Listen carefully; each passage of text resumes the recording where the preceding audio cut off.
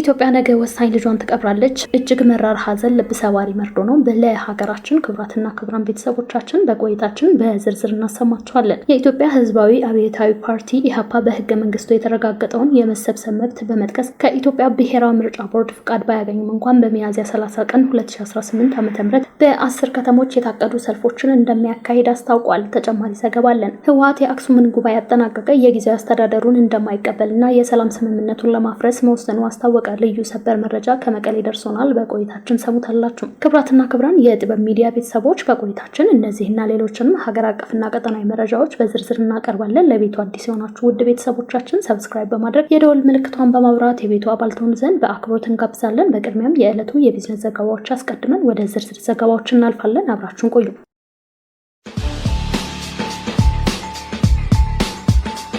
የኢትዮጵያ ንግድ ባንክ የምንዛሬን ዋጋ ስንመለከት ዶላር 153 ብር እየተገዛ 156 ብር ከ1 ሳንቲም እየተሸጠ ይገኛል። ፓውንድ ስተርሊንግ 203 ብር ከ5 ሳንቲም እየተገዛ 207 ብር፣ ፓውንድ ስተርሊንግ 203 ብር ከ5 ሳንቲም እየተገዛ 207 ብር ከ6 ሳንቲም እየተሸጠ ይገኛል። ዩሮ 180 ብር ከ3 ሳንቲም እየተገዛ 183 ብር ከ9 ሳንቲም እየተሸጠ ይገኛል። የስዊስ ፍራንክ 191 ብር ከ8 ሳንቲም እየተገዛ 195 ብር ከ6 ሳንቲም እየተሸጠ ይገኛል። ዲናር 490 ብር ከ7 ሳንቲም እየተገዛ 500 ብር ከ5 ሳንቲም እየተሸጠ ይገኛል። ዩዋን 22 ብር እየተገዛ 22 ብር ከ4 ሳንቲም እየተሸጠ ይገኛል።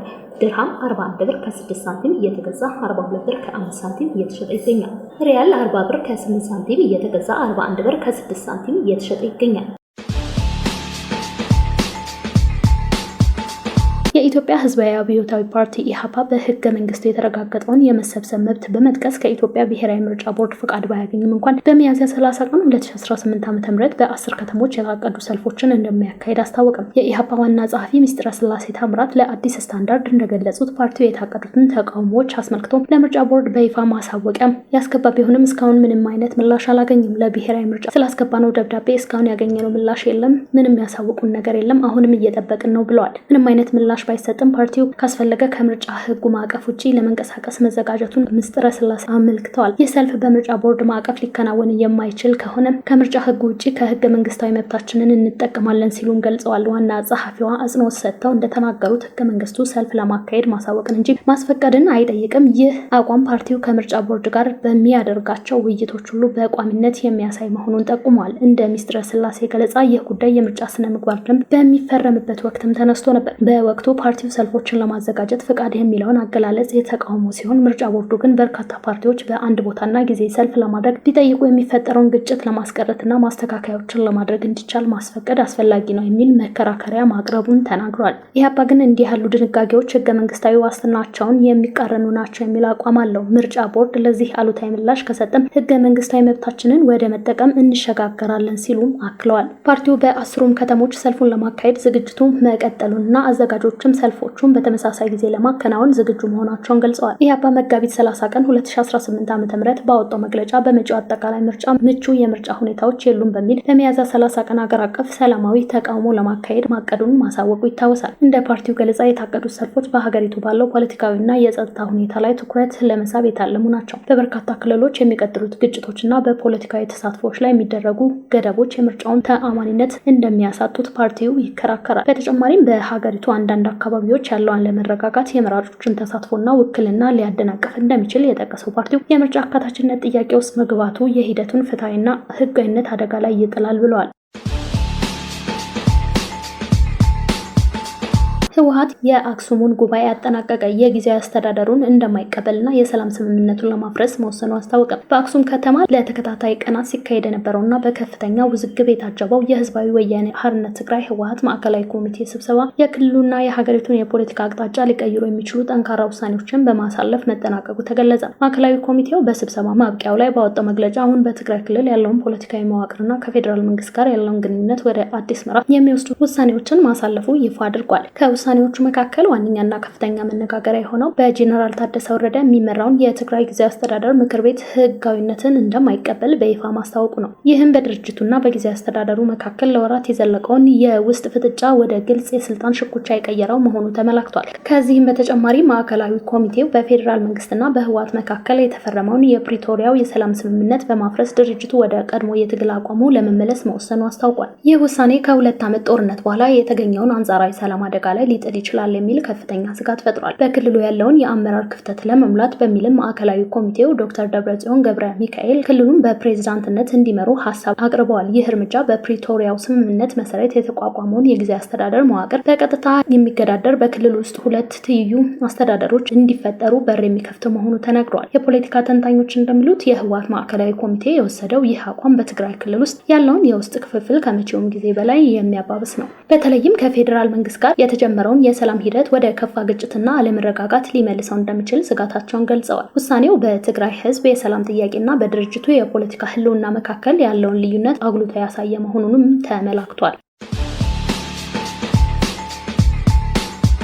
የአዲስ ስታንዳርድ ማኔጂንግ ኤዲተር ሚሊየን በየነ ማንነታቸው ባልታወቁ ሰዎች ተወስዶ ከጠፋ 48 ሰዓታት ቢቆጠሩም እስካሁን ያለበት ቦታ አለመታወቁን ድርጅቱ አስታወቀ። የዜና ክፍሉ እንደተረዳው ትናንት ምሽት 4 ሰዓት ገደማ የሚሊየን ስልክ ለጥቂት ጊዜ ሰርቶ የነበረ ቢሆንም ወዲያውን መልሶ ተዘግቷል። ይህም ስለ ደህንነቱ ስላለበት ሁኔታ ያለውን ስጋት ይበልጥ አሳሳቢ አድርጎታል። ሚሊዮን በየነ በኃይል ተወስዶ የደረሰበት በመጥፋቱ ቤተሰቦቹና የስራ ባልደረቦቹ በከፍተኛ ጭንቀት ውስጥ ይገኛሉ። ጃኪን ፐብሊሽንግ ፒኤልሲ ሚሊዮን በሰላምና በአስቸኳይ እንዲመለስ ያቀረበውን ጥሪ በድጋሚ እያስተጋባ የአዲስ አበባ ፖሊስና የፌዴራል ፖሊስ ኮሚሽን ጨምሮ የሚመለከታቸው የመንግስት አካላት ያለበትን ቦታ ለማወቅ ያለምንም መዘግየት እንዲንቀሳቀሱ ያሳስባል።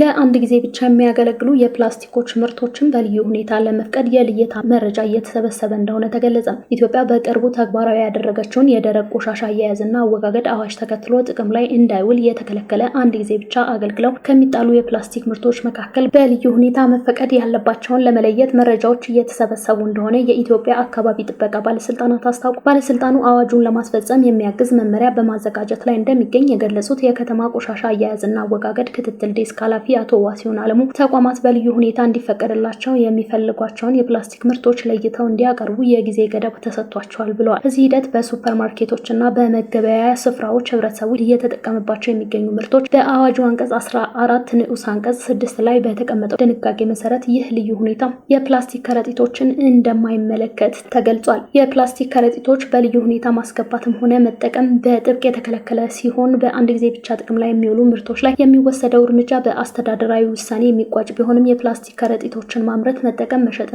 ወደ ሀገር ውስጥ ማስገባት እንዲሁም ማከማቸት የወንጀል ተጠያቂነት እንደሚያስከትል ኃላፊው አጽንኦት ሰጥተውበታል።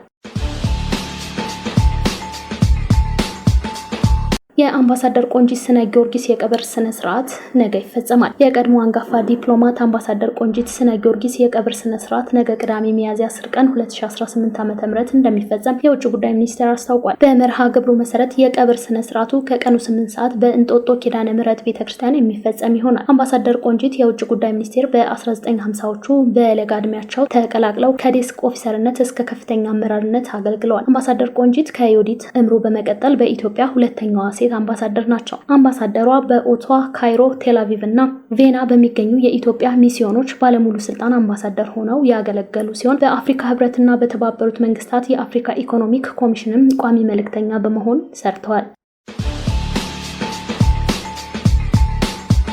የበርሊን ጉባኤ ለሱዳን የ1.3 ቢሊዮን ዩሮ ድጋፍ ቃል ገባ።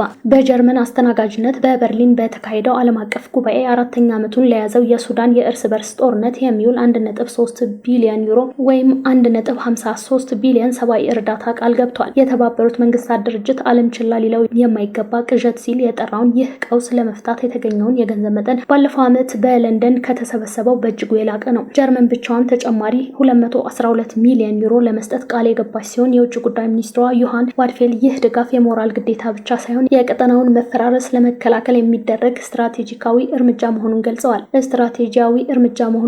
በጄኔራል አብዱል ፈታህ አልቡርሃን እና በሐምዶን ዳጋሎ ወይም ሄማቲ ኃይሎች መካከል ለ3 ዓመታት የተካሄደውን ይህ ጦርነት ሀገሪቱን ክፉኛ አድቅቋል። እስካሁን በተረጋገጠ መረጃ ከ59,000 በላይ ሰዎች ሲሞቱ 13.5 ሚሊዮን የሚሆኑት ደግሞ ከቤታቸው ተፈናቅለዋል። በተጨማሪም በሀገሪቱ ያሉ የጤና ተቋማት አገልግሎት መስጠት የሚችሉት ከ60 በመቶ በታች ሲሆኑ 19 ሚሊዮን የሚጠጋ ሕዝብ ደግሞ ለከባድ ረሃብ ተጋልጧል። ክቡራትና ክቡራን የጥበብ ሚዲያ ቤተሰቦች ለሰዓቱ የመረጥናቸው ዘገባዎች በዚህ አብቅተዋል። ለቤቱ አዲስ የሆናችሁ ሰብስክራይብ በማድረግ የቤቱ አባል ትሆኑ ዘንድ በአክብሮት ጋብዘን ተሰናበትን። ሰላም።